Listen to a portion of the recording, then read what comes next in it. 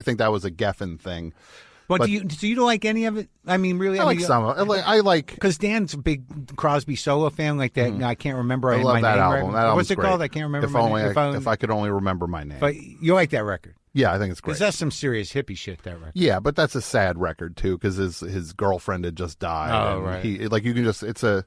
Yeah, you feel it? Yeah, you can kind of feel this is a guy trying to get healed through music, and I think that's in it. But then he goes off the rails, kind of. He goes on the rails and off the rails at the same time. Oh, on that record? Yeah. It's kind of. But I mean, just like over the next 10 years, he's like, you can, if you just look at the pictures of him year by year, you're just like, he's aging like a dog. Well, yeah, like it's like every year is 7 years. Ends with him guy. in jail. I mean, it's like it ends with a mugshot when he's got with short hair and his liver's going. Mustache. Yeah, but here's my thing. Like I'm going through the records. I've gone through them all. I got new record dividers that are very nice. Okay. I moved the jazz upstairs. Okay. So I had more room downstairs. Sure. Jazz and comedy upstairs because comedy is just sort of a guilty pleasure. I don't listen to that. Well, comedy's like jazz. Kind of. I'm kidding. It's just like, when people are always like, my comedy's kind of like jazz. Yeah, I can't. But jazz you can listen to again. I can't. Yes, exactly. You're not exactly throwing on the Shelley Berman album again. Not too often. For the 200th time. There's no nuance there. It's like I didn't hear that. What is like? Did you hear the beat on that? Yeah. It took an extra second before he says like, "There's a woman hanging outside of the window." And what is the upper limit of how many times you could listen to a comedy record? Exactly 3. Well, some of them are kind of like there's one record that I will play for people, and it's a Rodney Dangerfield record before he got the hook. Sure. Like it was called The Loser or something. It's actually signed. I don't know where I got it, but it's where he kind of long form bits. So it's like it's Rodney doing this thing that you just don't know him for before he got the respect thing and the sweaty. Yeah. So it's kind of a nice thing. Oh, like it's kind of nice to listen to people before they fully formed. Oh yeah. But I think the most interesting thing about comedy records is just the bad decisions people make about the cover art, which I've done myself. When you look at comedy records, like, how did they think that was a good idea? Even peers of mine, people we know, have record covers where it's sort of like, really? You're holding up a thing with a thing and you're making that face? Like, what are you doing? The covers of comedy records and the way a stage is dressed on a comedy special to me are so telling, where you come out and it's the giant pencils. I've made bad mistakes. Like people are just like, bad mistakes. I got props. It's like it's like I'm in the playground. And but they give you these options. That's the fucked up thing. Is that like that's the worst thing you can do? Yeah, because it's like with those Comedy Central half hours, they're like, let us know what you want to do at the stage. So my first one, I did 2 of those. And the first one, I'm like, for some reason, I'm like, I want a sideshow banner. Okay. Because I thought, I don't know what I thought. I thought it'd be interesting. Yeah. But it just looks weird. It's just a fat lady and some, and I'm like, what was I doing? What does it mean? People are like, what's that? Why does he have that up there? Yeah. And then the next one was worse. Where it was worse. I'm ashamed of it. What was it? It's like 2006, I think. And like, I'm like, I want to. Which is not one of your bigger, not one of your banner years. It wasn't bad. I was at Air America. It was pretty political. Okay. Yeah. The set was tight, but it was pretty political. Yeah. So I had this idea. I just mean in terms of like you were, because people who maybe don't know whole thing. It's like you were not. It was right after. I think was I separated yet? It might have been right before we got divorced. Because you had the because I always look at 2007. The Air America thing. I always look at is like, after 2004, it was like, because I went to that election party, the Air America 2004 election party, which was one of the most. I mean, that to me is with the launch. You mean the launch party for Air America? No, like literally the night of the 2004 presidential election, when it was just like, like when it's like when Bush won. Yeah, when Bush won, and it was just like Sam. I would talk to Sam Cedar in the morning, and he would just be like, he's like, Kerry's got this in the bag. I just talked to somebody. Yeah, that Lawrence O'Donnell did that to me with Hillary too at the fucking Bowery. I'm like, dude, is she going to win? He's like, oh yeah. I'm like, and I just remember being at that party and watching like people like being. Was like, I there? I can't remember. It was just, but it was such. I just remember seeing like Rachel Maddow and Liz Winstead. Yeah, Liz Winstead, and people were just like, well, there's counties in Ohio that haven't come in yet, and those are more Democrat. And it's just like, just watching people watch it is over. We lost. Yeah. But people were just trying to like pull hope from nowhere, and it's just like, and it felt like the Air America thing was just like, this place existed to beat this guy, and it's like, what's this going to be now? Is that what fight it? You just keep pushing against it. Yeah. So for me it was fine, but the set was the problem. Where I thought like I'm going to have a big picture of a herd of sheep, going the other way, and I'm going to be. You're the sheep going the other way. Going the one sheep. Sure. That's not. I'm not going with the herd. Yeah. So there's a picture of literally a photograph of the asses of a herd of sheep. All right. And then somehow I signed off on the idea to have one stuffed sheep on the stage. Okay. So, and I did that. That exists in the world.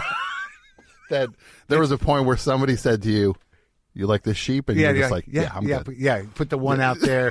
Because that sort of solidifies the message. Yeah. And you just see me standing up there with sheep asses behind me and a big stupid stuffed sheep on stage. Yeah. And in my mind, I'm like, I'm nailing this.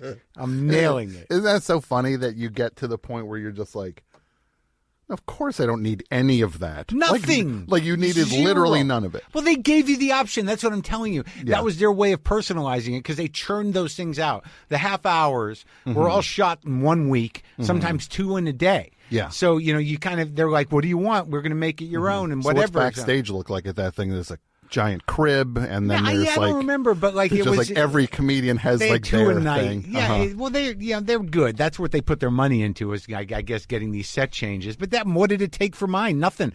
They put a slide up, and they brought a stuffed sheep in. We got the slide, and the sheep. He's good. We're good. It's easy. This guy's easy. Yeah. And the other time was just a sideshow banner. That was bad because I was.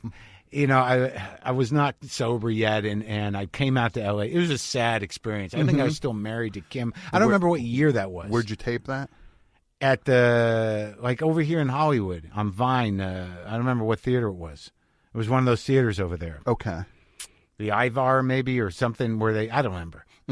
But it was like that was the year that Hedberg taped his that changed his life. That thing he did. I was there, and it was like he didn't do that well, but the kids loved it. Yeah. And I remember they bust in a lot of Samoans. I don't know why. They were busting in audience members. And all I know is that I'd come out here, I knew my material, and I watched some of it the other day, and it's bad. And I wore a black suit with a red shirt. I was well groomed, and I really was like, I'm going to stay clean. I'm going to come out here and just be cool. So the night before the special, I just went over to the guy I did drugs with at that time, who was out here, and and Bob. I was like, I'll just do a couple lines, and then I ended up up all night, not with him, but just in my fucking hotel room, going why the fuck I do that? And then I do the set, and it's bad. It's okay, nothing lands. Someone had done a thing on YouTube or written an article, a deep dive into the rabbit hole of me, and just all the way up through the current special, and I had a long clip of that one I'm telling you about, and I'm like, oh my god! Yeah. And there are things I remember loving about that set. And so here's how this was the worst moment about it, though. It's I do this it's my first half hour for Comedy Central, and I walk into the dressing room, and I got no friends there. Nobody's there except my Coke guy, except for Bob, and he's in the green room going, "They got roast beef." That's what I walk up stage to. Is Bob standing there with a plate of roast beef? Yeah, didn't even say good set, and I was sort of like, ugh, what the fuck have I become? No, this is bad. Yeah. I was at Maxwell's for a YOLO Tango that's thing. That's one of the first times we had an extended conversation with me and you, right? It right. was one of their Hanukkah shows. That's right. And I never felt like I did well at those things. That was the night you and I had a long conversation in the hallway at Maxwell's. We decided we should be friends. Yeah, exactly. It was back then. It's just this thing where you're it is such a weird thing where you're just not sure, especially when you carry so much just shittiness, and which I know I do, where I'm just should I mix it up with this guy? What's it do? Or should I like this guy, or should I go after for no reason? Yeah, it's it's so pathetic. Yeah, I can't. And then it's oh no, he's a great guy. I like him. It was sweaty too, wasn't it? Sweaty. Oh, it's always hot. The Maxwell's, those Yola Tango Hanukkah shows were so crowded, and I just remember early on, I tweeted something that was like a weird blind item subtweet thing. Yeah. That like about what? Taking a shot at another podcast, not at you. Right. And I just remember Brendan like writing me before I even knew Brendan. He's just like, it's like, hey man, you talking about us? And I'm like, no. He's like, oh cool, because I like your show. And it was kind of like, oh, I like your show too. And then suddenly it's like, that's all it took to be just like friends with Brendan. Exactly, friends with everybody was just like, no, I was ripping on somebody else. Oh, good. I don't like them either. Yeah, hey, we're friends now. Well, that's exactly it. It's just like, yeah, they're terrible. Oh, good. We're friends. What good. a sad state of affairs. The Rodney thing you were saying, right. I've been watching so much. Like he has this YouTube channel up now. I guess they're putting a lot of all the Tonight Show. It's clips like I said stuff. about him. I say about him is like it's odd that. In the big picture, in the history of comedy, he doesn't get the respect he deserves. He still doesn't. No. And he's great. It's unbelievable the level of. It's like him and Rickles covered everything I'm interested in. Like those two represent all of the comedy I could ever want from a thing, and it's like his thing is just so like. If you watch a bunch of the Tonight Show things, you realize like the game within the game, that when he would sit down on the couch with Johnny and then just be just kind of like they're just going through just like health. My dumb kid. Like and it's just this ramp up to like and he gets to and it's just like you could see the amount of fun that they're having, knowing that this is a game that like.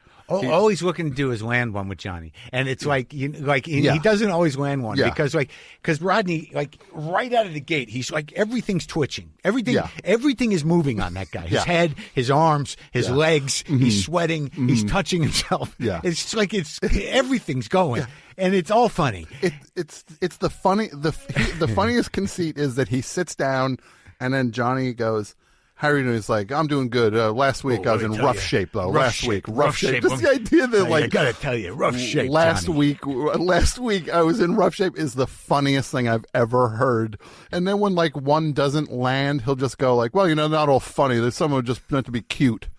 And it's just like, and that just kills Johnny. The idea that just like he knows when he bombs. Oh my God, he's only trying to land jokes, man. Yeah, and it's like he's such a package, that guy. Oh. And then to find out in retrospect, he's been paralyzed with depression. Oh, he's profoundly sad. Oh, yeah. He's unfixable. Yeah, Richard Lewis used to say he referred to it as the heaviness. I got the heaviness. Oh, that's heartbreaking. Yeah. You can just feel it, just like, I mean, I just think you feel this guy, and it seems like there's a part of him that's just like, where were you bums when I was trying to make it? It took me 30 years to get here. I hate all of you. I had to sell pot out of my trunk and fucking go get into the aluminum siding business with Joe Ansis because I had fucking kids. Yeah. You assholes. Exactly. Where were you guys? You made me grind it out till I'm in my 50s before you started paying attention. Yeah, and everything all he's doing is trying not to get sucked into the vacuum of self. Oh my God. Just the darkness. He's like, I'm fighting. I'm trying not to drown here, Johnny. Look at me. And he just won't. I'm swimming. He just knows to not show the person. Like he just knows. He's just like, I'll never show you. I'm not. And like once in a while, you get these little glimpses. Of the act. Yeah. And where he'll just be like he'll just say like I got dates I'm playing over at this, I got this movie coming out, Easy Money, and it's a good movie, but I really like doing the live stuff. It's just like you just know he hates these movies. Like he just knows he's grabbing whatever they'll give him, he'll take. Yeah. But it's not why he's there. The live show, like stand up, is what kept the lights on for the guy. And whenever he gets to that moment where he's just like, I played a lot of rough places, it's like it'd be like Vito's Boom Boom Room. It's just like formerly Nunzio's. It's I'm so glad I like looking at those too. I always end up on him too. Mm-hmm. I like Rickles too. The thing I liked about Rickles is that Rickles, like almost always on TV appearances, would say like 20% of what he said makes no sense at all. Oh, it's just word salad. It's like just look at this guy. He's got the thing on his head with the 4 things in the 9 and the 5 spaghettios. Yeah, he'll always be like, this guy's busy knocking on the door. He's trying to sell me a pair of pants. And you're just like, what's that mean? Like the timing was always great. Yeah, he just knows he can like